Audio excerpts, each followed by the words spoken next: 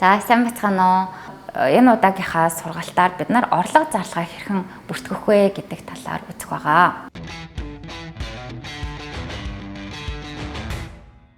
Улаанбаатар хотын гэр хорооллыг хөгжүүлэх, хөрөнгө оруулалтыг дэмжих хөтөлбөрийн хүрээнд хэрэгжиж буй ковид цар тахлын үед бичил жижиг дунд бизнес эрхлэгч нарыг дэмжих нь төслийн сургагч агш Уянга байна. За бизнес эрхлэгч нарын маань хувьд орлого зарлага бүртгэх нь маш чухал байдаг тий. Та орлого зарлага юу н бүртгэдэг үү? Хэрхэн бүртгэдэг вэ? За та энэ талаараа бас бодоод үзээрэй. Магадгүй та ингээд дэвтэр дээр бүгэлдэг байх. Нэг бол зүгээр л дансны хуулга хардаг байх. Гэхдээ энэ нь танд бизнестэй дүн шинжилгээ хийхэд хэр ач холбогдолтой байдаг бол та хэр ашиглаж чаддаг вэ? За бизнесийнхаа орлого зарлагыг бүртгэх нь нэгт бизнесийн тал дээр шийдвэр гаргахад маш их дэмжлэг болдог те. Бизнес эрхлэнэ гэдэг нь өдөр тутамдаа л ерөнхийдөө янз бүрийн бизнестэйгээ холбоотой шийдвэрийг бид нар гаргаж идэг. Түүхийд материал худалдан авах, үйлдвэрлэх, борлуулах, үнэ тогтоох, за яаж борлуулах уу, хүргэлт хийх үү гэх мэтчлэн энэ бүх шийдвэрүүдийг та хэрхэн гаргадаг вэ? За энэ бүх шийдвэр ерөнхийдөө санхүүгийн тооцоололтой гарах юм бол хамгийн үр дүнтэй ийм шийдвэрүүд болдог байгаа. Тэгэхээр орлого зарлага бүртгэх нь бид нарт эргээгээд сайн шийдвэр гаргахад нөлөөлдөг байх нэ. За дээрээс нь бид нар ингээл нэг бизнес хийгээлээдэг. Ер нь хэр ашигтай юм бэ миний энэ бизнес чинь? Хэр өгөөжтэй явж байгаа юм бэ? Үр өгөөж нь юу байгаа юм бэ гэдгийг бид нар яаж харах вэ? Орлого зарлага бүртгэжээж бас бид нар энийг харах боломжтой болно. Дээрээс нь банк санхүүгийн байгууллагаас зээл авахд бид нарыг орлогоо нотол гэдэг те. Тэгвэл бид нар хэрхэн орлогоо нотлох уу? Хэрхэн зардлаа харуулах уу? За тэгээд энэ ашгаараа орлогоосоо зардлаа хасгаар ашиг гардаг те. Энэ ашгаасаа энэ зээлийг би төлж чаднаа гэдгээ бид нар хэрхэн нотлох вэ? Тэгэхээр орлого зарлага бүртгэснээрээ бид нар бас банк санхүүгийн байгууллагуудтай харьцахад хялбар болдог байх нэ. За тэгвэл орлого гэж юу вэ?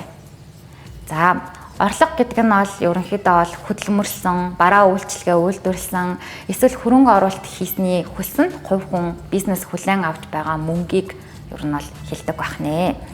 За тэгэхээр бид нар бизнесүүдийн хувьд энэ дээр маш нэг анхаарах ёстой зүйл нь орлого гэдэг маань манай энэ бүтээгдэхүүн үйлчлэгээгээ бий болгоход гаргасан зардал дээр нэмэх нь ашиг байдгийг шүү гэдгийг бас маш их анхаарах хэрэгтэй. Манайхан ерөнхийдөө ихэнхдээ түүхийдийнхаа зардлыг ч юм уу бодож үзээд за тэрэн дээр нэг иймэрхүү дүн нэмчих юм бол болох юм байна гэж тооцоолоод байдаг. Гэхдээ тэр нь танд ашгийг үлдээж чадчихна уу гэдэг дээрээ бас анхаарах хэрэгтэй байгаа. За тэгвэл таны бизнес ямар орлогуудыг авчирдаг вэ? За магадгүй та оюутлын бизнес эрхэлдэг бол төрөл бүрийн хувцснуудынхаа борлуулалтаас орлого олдог байх нь өөр танд ямар орлого орж ирдэг вэ те? Үйл ажиллагааны бас магадгүй жижигэн түрээсийн магадгүй оюутлын машина түрээсэлдэг ч юм уу түрээсийн орлого гэх мэт бас орлогууд орж ирдэг байх. Тэгэхээр та бас яг бүх орлогуудаа ингээд нарийн нэг бодоод үзээрэй. За зардал. Ямар зардлууд бас таны бизнест гардаг бай тээ. Тэгээд зардлуудаа ингээд ерөнхийдөө нэг сардаа тийм хэмжээний зардал гард юм да. Тэр нь нэг түүхийд байд юм да гэхээсээ илүүтэйгээр яг боттоор англиад, хянаад, дүн шинжилгээ хийгээд бас үзэх боломжтой болно тээ. За үйл ажиллагааны зардлууд ямар зардал гардыг цалин олох тийм үү? За түүхийд материалын зардлууд нь ямар үдийн тээ? Хөрөнгө оруулалтын зардал. Жишээлбэл бид нар нэмж тоног төхөөрөмж худалдаж авах уу? Авсан уу? За санхүүгийн үйл ажиллагааны зардал буюу хэрвээ бид нэр зээлтэй авал зээлийн эргэн төлөлт маань орж ирнэ те.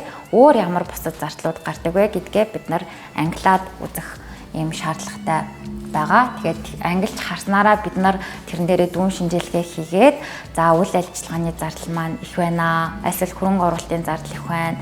Санхүүгийн зардал их байна гэдгээ бид нар ингээд ялгаад харах боломжтой байгаа шүү. За тэгээд энэ дэлгэцэн дээр жишээлбэл бид нар нэг жишээ харж байна л да. За ерөнхийдөө бол юугээ зардлуудаа ангилсан байна те. За зээлийн эргэн төлөлт гэдэг маань бол яг үндсэн зээлээсээ эргэж төлж байгаа бол энэ бол санхүүгийн зардалд ордог. Гэхдээ хэрвээ та хүүгийн төлбөрөөр хийж байгаа бол энэ нь жишээлбэл үйл ажиллагааны зардалд ордог байгаа. За ингээд туслан гүйцэтгэгчтэй төлбөр шилжүүлсэн бол үйл ажиллагааны зардал байх нь тий.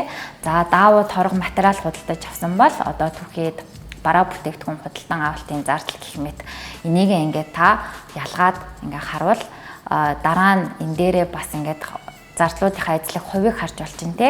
За энэ дэлгэцэн дээр байгаа жишээнээс ингээ харах юм бол үйл ажиллагааны зардал нь 38% буюу одоо ихэнх нь эзэлж байна. Гэхдээ зээлийн эргэн төлтийн зардал буюу санхүүгийн зардал нь 36% эзэлсэн байна.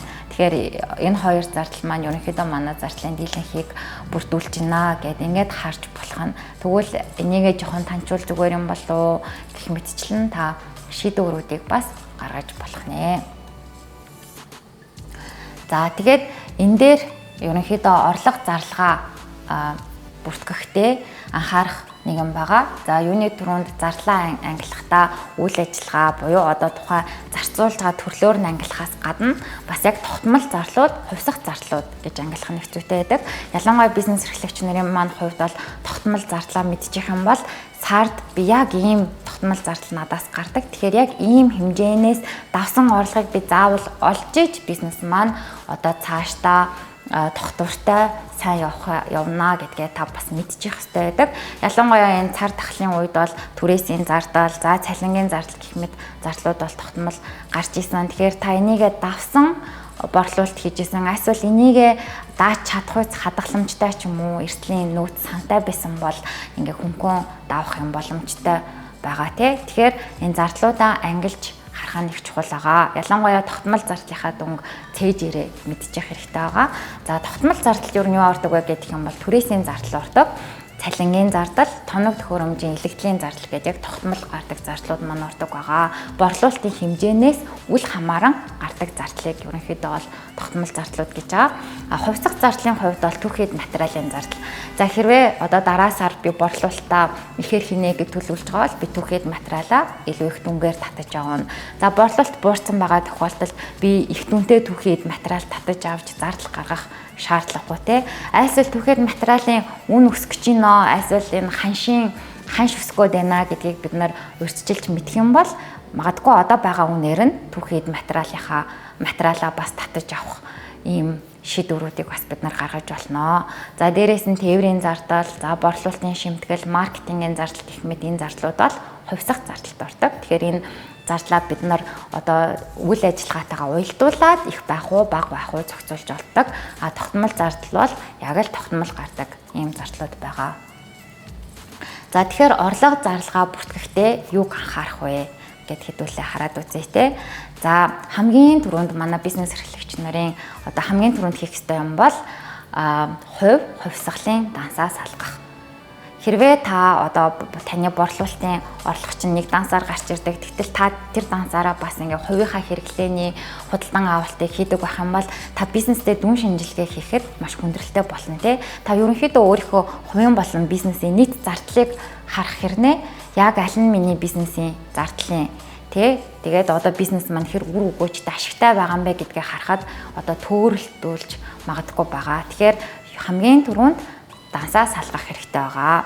За тэгэхээр яах вэ гэдэг юм бол та магадгүй одоо хэрэглэж байгаа дансаа хувийнхаа данс болгож үлдээгээд бизнестэй зориулсан дахиад нэг шин данс нээх тий.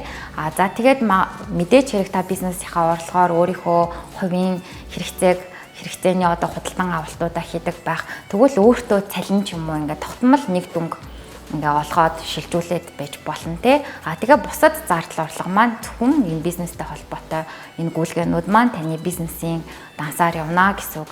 За зарим тохиолдолд та магадгүй бэлнээр борлуулалт хийдэг ч юм уу байх магадaltaй те. Тэгэх юм бол та авсан тэр бэлэн мөнгөө яг энэ данс руугаа ингээд хийчихэд банкн дээр очиод ч юм уу альсэл киоск ATM ашиглаад ингээд шилжүүлчих юм бол тэрэн дараа нь танд баримт болж үлдэх бөгөөд та тэрийг ингээд хянахад хялбар болох байгаа.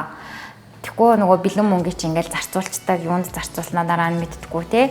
Тийм байдал үүсэх магадaltaй байдаг. За тэгээд дээрэс нь та яг энэ бизнесийн ингээд тусдаа данстай болсноороо та дансныхаа хуулгыг хараад тэгээд одоо энэ юугээ хөтлөхөд бас хялбар болно. Орлого зарлага хөтлөхөд хялбар болно.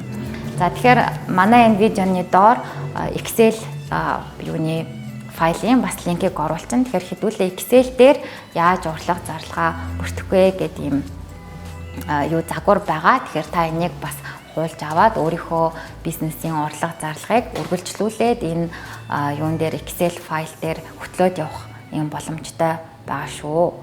За ер нь бол ингээ компьютер дээр хөтлөөд явах нь энэ Excel-ийг хөтлөөд явах нь ямар ач холбогдолтой гэдэг юм бол нэг тооцоолон ботход Excel маань өөрөө бодоод өгчих учраас тэнд ямар нэгэн алдаа гарахгүй. Дээрээс нь бид нар англиад харчин те ямар гүлгээ, ямар орлогууд орж ирсэн, ямар зарлагууд гарсан. За тэгээ ашгаа ингээ сар-сараар нь бид нар харж болно. Гэхдээ та магадгүй энэ гүлгээнүүдээ өдөр болгон шивээд оруулаад исэн ч болно. Альсвал 7 хоногт нэг удаа, альсвал дасны хулгай аваад сардаа нэг удаа ч юм уу ингээ оруулаад ингээ харах юм боломжтой байгаа. За тэгвэл хэдүүлээ одоо нэг жишээн дээр ерөнхийдөө энэ Excel-аа ороод харъя те.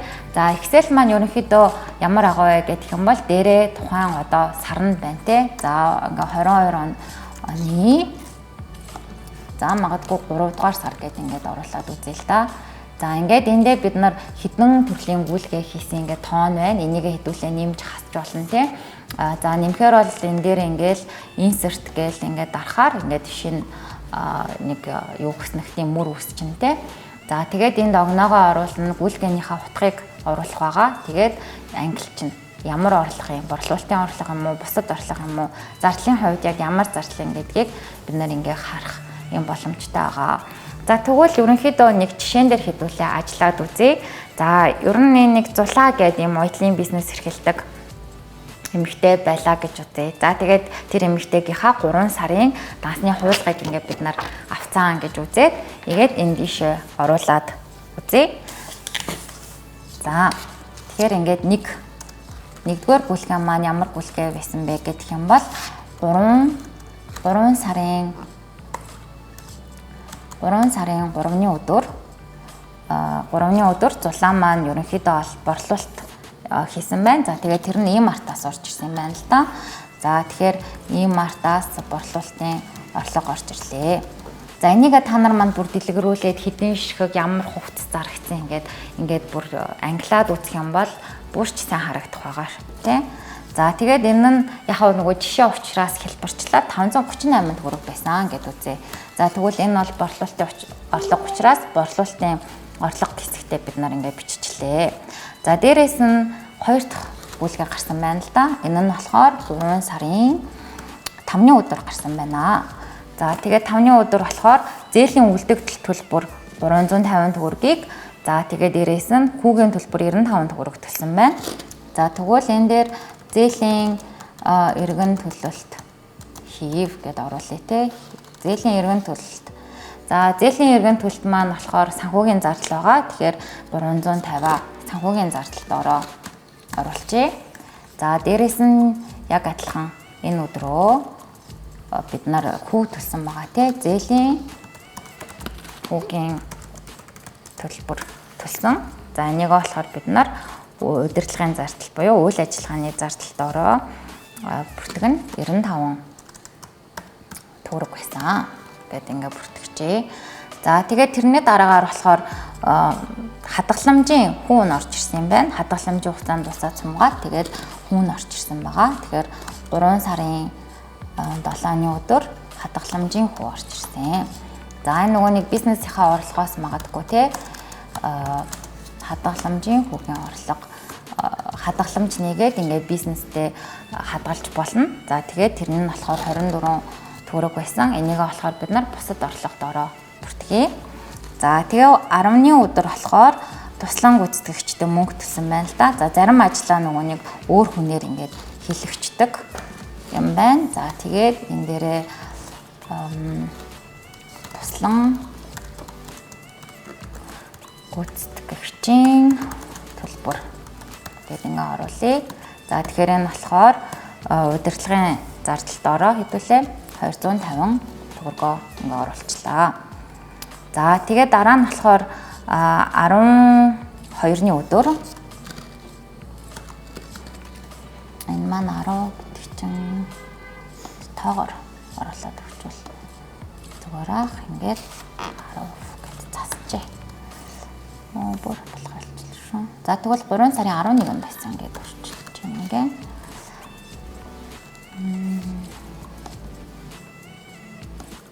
За тэгээд 12-ны өдөр болохоор Facebook гэрээ борлуулалт хийсэн байна л да. Онлайн борлуулалт хийсэн байна. За онлайн борлуулалт гээд энэ нь мөн айлгаагүй манай борлуулалтын орлого болж байгаа. За 275 төгрөгийн борлуулалт хийсэн юм байна. За тэгээд ерөнхийдөө 25-ны өдөр явжгаад 25-ны өдөр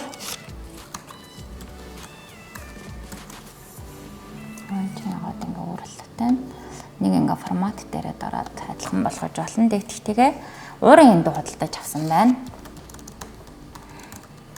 За худалдан авалт. За тэгэхээр уурын энд худалдаж авсан гэдэг маань тоног төхөөрөмж худалдаж авсан юм чинь хөрөнгө оруулалтын зардал дээр хэдүүлээ бүртгэн. За 175 төгрөгөөр авсан байна. За тэгээд ерөнхийдөө болохоор 3 сарынхаа 26-ны өдөр материал худалдаж авсан байна л да. Торго даавуу худалдаж авсан гэж байна. За ингээд энэ болохоор бараа материал бүтээгдэхүүний худалдан авалт гээд энэ дээр 85 төгрөгөөр авсан байна. 85 гээд ингээ оруулчихъя. За дараа нь болохоор үзэсгэлэн худалдаанд оролцоод борлуулалт хийсэн байна. За энэ нь болохоор 28-ны өдөр байсан байна. За тэгэхээр үзэсгэлэн худалдаа худалдаанаас борлуулалт гэдээ оруулчихъя. За тэгэхээр энэ муу айлгаагүй манай борлуулалтын орлого болж байгаа. За 312 төгрөг гэсэн байна. За тэгээд ерөнхийдөө пост оруулаад буст хийсэн байна. Facebook дээрээ. За тэгэхээр 3 сарын 30-ны өдөр 29-ны өдөр гэж. 3 сарын 29-ны өдөр за англи болгоод за Facebook дээрээ буст хийсэн. За тэгэхээр энэ нь болохоор манай удирдлагын зардалд ороо явчихна. За энэ бол 28 төгрөг болсон гэж байна. За ингээд ерөнхийдөө гүйлгээнд болцсон байна. Тэгэхээр энэ илүү байгаа мөрөөдөө хэдүүлээ ингээ устгахчиж болно. За илүү байгаа мөрөөдөө ингээ устгахаар ерөнхийдөө манай нийт зардал гараад ирлээ те. За нийт орлогоо хэдүүлээ гэхлээр харчээ. За борлуулалтын орлого маань 1125 төгрөг гэсэн байна. Бусад орлого буюу нөгөө хүүгийн орлого маань 24 төгрөг. Нийтдээ 1149 төгрөгийн борлуулалт бид нар хийсэн гэдгээ энд шууд харж болж байна. За зардлын хувьд болохоор харъя хэдүүлээ. За бараа материал худалдан авалт 85 байсан байна. Удирдлагын зардал маань болохоор 373, санхүү 350, хөрөнгө оруулалтын зардал буюу нөгөө эндүү худалдаж аваад 175 болсон. Тэгээд нийтдээ 633 төгрөгийн зардал гарсан байна тий. За энэ дээр тийм байна нэмэх бүгдээр орсон. Тэгээд 519 энэ тотал байна да. За энэ дээр хэдүүлээ томьёогоо бас ингээд оруулчих болно тий. Энэ 85 дээр нэмэх нь 373, нэмэх нь 350, нэмэх нь 175. Гээд 983 төгрөгийн зардал гаргаад бид нар 166 төгрөгийн ашигтай ажилласан байна зулаа маань. Тэгэхээр та нар ч гэсэн ялгаагүй одоо энэ Excel файлаа авснараа өөрсдийнхөө бизнесийн борлуулалтын орлого за бусад орлого буюу одоо ингээд нийт орлогоо харж болж байна. Зардлуудаа бас бид нар англиар нь хараад бас нийтээр нь харж болж байна. Тэгээ хамгийн сүүлд нь тухайн сар ямар ашигтай ажилланаа бид нар харж болж байна. За хэрвээ бид нар одоо зээл авъя гэж бодож ивэл энэ сар болгоны ашиг маань зээлийн эргэн төлөлт хийхэд хүрэлцэх юм уугүй юу гэдгийг бид нар харж болно. Дээрээс нь магадгүй тоног төхөөрөмжийн худалдан авалт хийя гэж бодъё те. Тэгэх юм бол хэдийгээр бид нар одоо энэ ашгаа хуримтлуулад те. За магадгүй сард 166 төгрөгийн ашигтай байдсан бол хэдэн сарын дараа би 300 төгрөгийн тоног төхөөрөмж худалдаж авах вэ гэдгээ ч гэсэн мөн энэ орлого зарлагын бүртгэл дээрээ үндэслээд хийж болж байна. За тэгээд магадгүй энэ яг энэ нэг Excel-ийнхаа энэ хуудсыг болохоор бид нар орлого зарлагын тооцоолол 3 сар гээд ингээд цааш нь энэ дээрээ бас болохоор нэмээд яваад иж болно те. Энийгээ бид нар копидж болно. За энэ тооцооллоо копидоод За create a copy гэдгээр ингээд copy-дод шинэ гараад ирнэ тий. За тэгвэл бид нар энийг нэрийг өөрчилж тооцоолол энэ бол манай 3 сарын.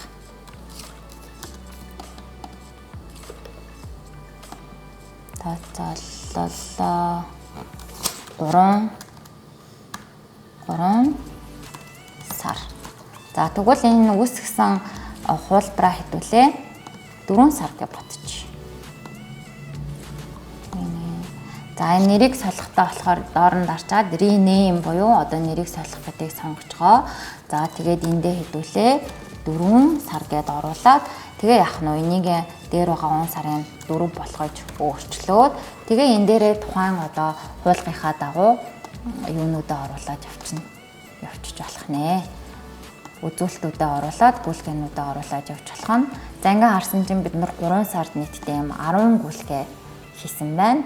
За тэгээд 4 сарынхаа хуулган дээр үндэслээд альсэл тухай бүр нь та гүйлгээнийхаа утгыг оруулаад ингээд цааш нь орлого зарлагынхаа дэвтрийг энэ Excel файлаа хөтлөөд явах юм боломжтой байгаамаа.